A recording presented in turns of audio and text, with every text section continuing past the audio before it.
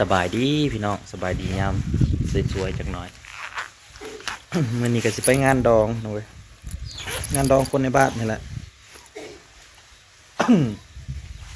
ไปคนเดียวมันเนี่ยไปคนเดียว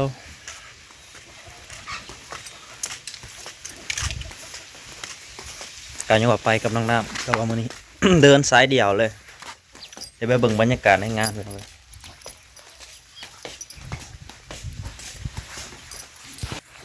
เดินทางนำกัน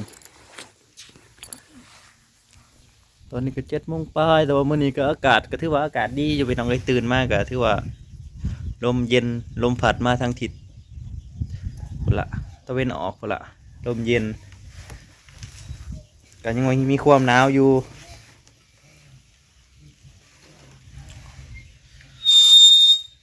เดินทางกันพี่น้องเลยมองเลยพี่น้องพอดีเขาแห่เคยเขา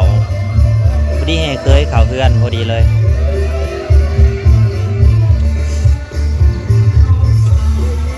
มาพอดีเขาแห่เคยเขาตอนนี้ถามพอไม่นี่ก่อน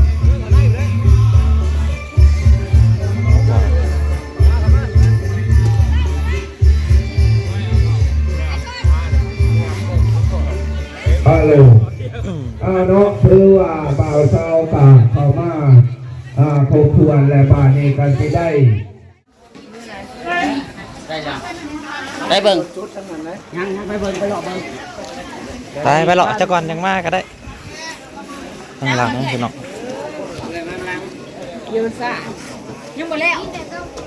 สิให้กระสิ่งมาจะหอดยัง ไป ขึ้นก็พอยมิ่นมาโทรเล่ง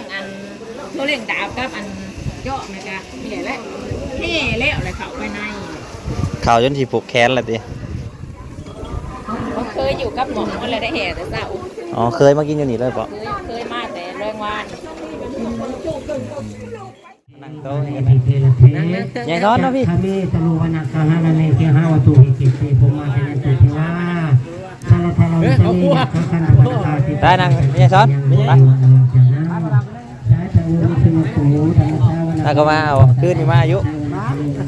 ฮะขึ้นนี่ก็มาเอา อิมิเลสตาเลนะตังสุขังวิชนามะอรหังสัมมาสัมพุทธัสสะอาหารพี่น้องเลยเมื่อคืนนี่ก็มาม่วนบ่อ๋อ น้อยน้อย แซ่บอยู่ได้เลยแซ่บอยู่ เต็มที่เลย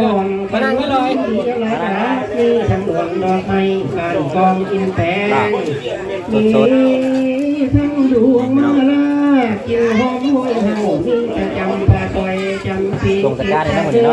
เครื่องเพื่อเหลื่อมผ้าง านดองตรงไหนพี่น้องตอนบ่ายๆก็ส่งสการอีกได้ เจ้าผู้หญิงคนใดมาห่วงเพียงสองอยู่ทางชมดวงหอมสู่วันเหนื่อย เอาไหน เดินมาส่งคนดอกไม้ทะเลเสียงหอมอ่อนหน้าสะอ่อนตั้งแต่มงมันตั้งในห้องบนที่นอนนี่ทั้งผ่อนผ่าเทพสาในเจ้าแตงบุญไปไว้พระเจ้าบุญกว้างวาสิมากว่ามาเจอคนเอ้ยนี่ทั้งไทยที่ตั้งท่าขันหึ่งเหือเขาแก่มาลำแข่งทานตั้งตรงผูกขาตาได้เต่าชนเนื้อที่เลี้ยงแข่งท่าเจ้าฟังผู้ที่มาเชิญเจ้ามาตั้งใจขอเลี้ยหัวมันยิ่งทั้งกล้วยชีจันหอมอ่อนตัดตรงหน้าแล้วให้ดูดีขอให้เป็นอาวะนะมีโหอันดีเสกเข้าสู่เขตเกียรการที่น้องข้าพบผู้ไม่ขอให้เขาเชื่อผัวเมียผู้นี้มีอายุยืนยาวยาวน้อยให้ได้หอบคอยอดเขายาวนานให้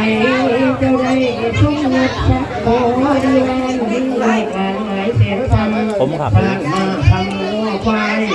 ให้เจ้านี้สักกี่ครั้ง คนใดอย่าให้เจ้าใดโดยประทัน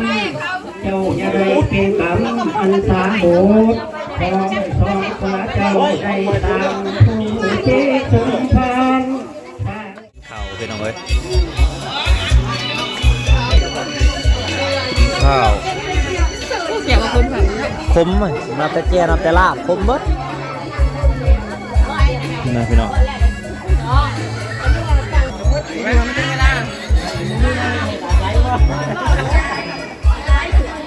ข้าวเบิ่งเจ้าสาวพี่น้องเอ้ย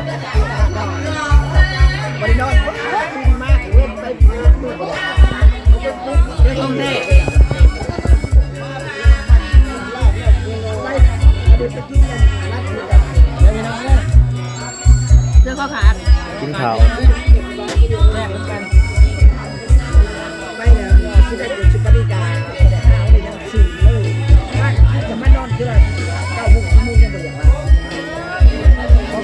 ไม่ใหญ่ซ้อนเมื่อจักโมงคืนนี่เมื่อจักโมง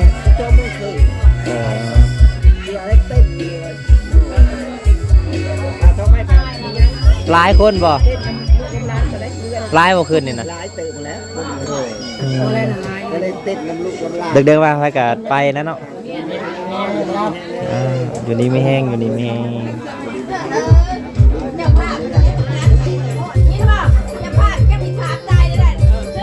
้ามันชื่อเกิดที่อย่างห่วงวะ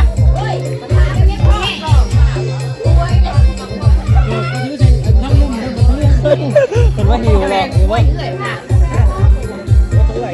อะไรพี่น้อง ฝากพิเศษที่พี่น้องอันโคเวอร์แม่มีมาตัวซึ่งเป็นมันเองผมว่ามือแรงเด้อมือแรงเด้อ อย่างคืนที่หนึ่งมันเริ่มหนึ่งเลย สิไปตามหา ปลาไหลบ่ ขอให้กลับมา อะไรพี่น้องเรากินก็มีลาบมีหยังแต่ว่าประเทศน่ะเห็นหน้าเจ้าสาวกับเจ้าบ่าวดอก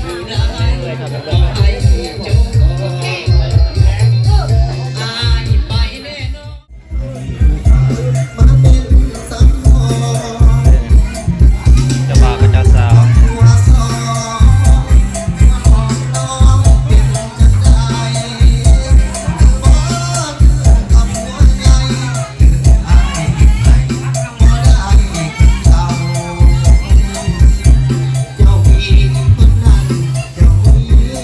เจ้าบ่าวกับเจ้าสาวเห็นบ่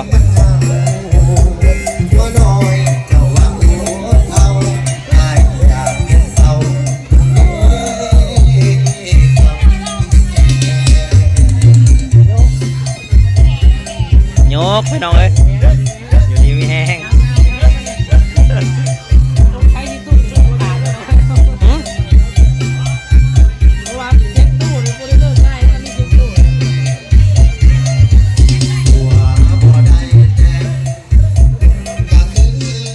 เสียงต้นก่อนพี่น้องเอ้ย หมอสูตรก็ไหน หมอสูตรรอบ หมอสูตรจัดเองเลย จัดเองเพิ่นก็เข้าประกวดอยู่งานเดินหินไหน นี่ไหน เออ คนมันได้เลย นะบอ วันนะบ่ การทำประกวดผู้ลูกสาวถึงขอได้ บ่ ร่างนั้น เดี๋ยวพูดเลยเข้าประกวด กระเบาเสียงคนกับเขา ว่าแสงเพชรแสงดาวเข้าประกวดงานเดินหินปีนี้ก็สิม่วนอยู่พี่น้องมันงานใหญ่เนาะมันใหญ่ ไม่นะไปมาเต็กดีดีจนแล้วเนี่ยเพื่อน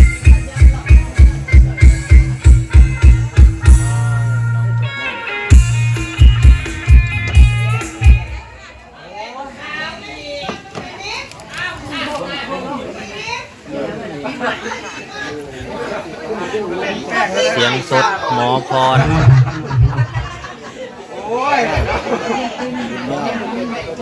การบุญย่อมาแหละ ได้ไหม การบุญย่อ กูหนาขาวกูมี สับกันเป็นหน่วย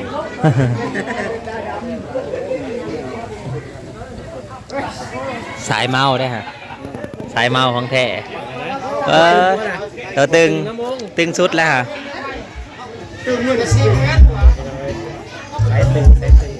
เพลงนี้แล้วเราจะออกขึ้นประกวดนะ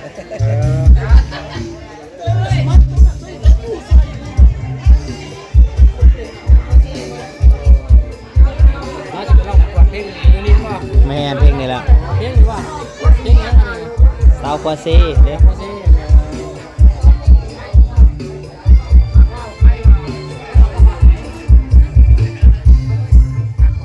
ปล่อยร้องกับพี่น้องเอ้ย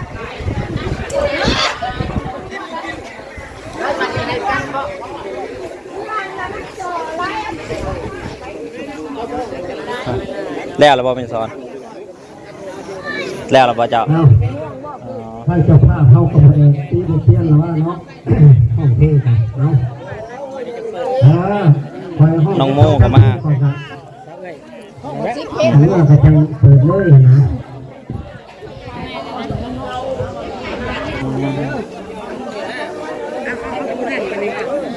คอยเด้อใจเย็นๆเด้อ น้องโมขึ้นมา น้องโมขึ้นมา อันนี้เจ้าจักรยุ บ่จักคือปึ๊บเลย คอมมินี่ใช่ พอมินนี่น้าบอกป่ะ ให้ปังสิ น้อยปังทอดนะเนี่ยซอย100ซอย100 ร้อยหนึ่ง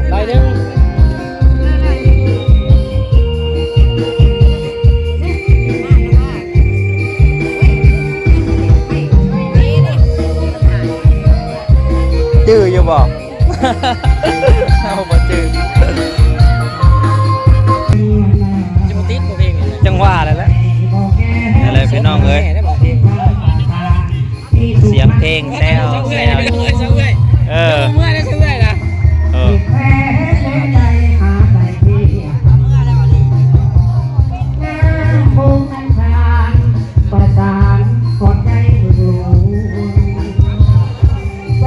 สะเอื่อยเบิดคืนสะเอื่อย อยากร้องนะเพื่อนนักร้องผมเป็นไม่ต้องเลย เออ ร้องมาสุดครับผมเคยขึ้นเวทีเนี่ย เออ ไปร้องมาจบซ้ ลืมเนื้อเพลง ำลืม บอกกันใหม่พี่น้องเอ้ยเมื่อแล้วบาดนี้ขอบคุณหลายที่เข้ามาหับโซม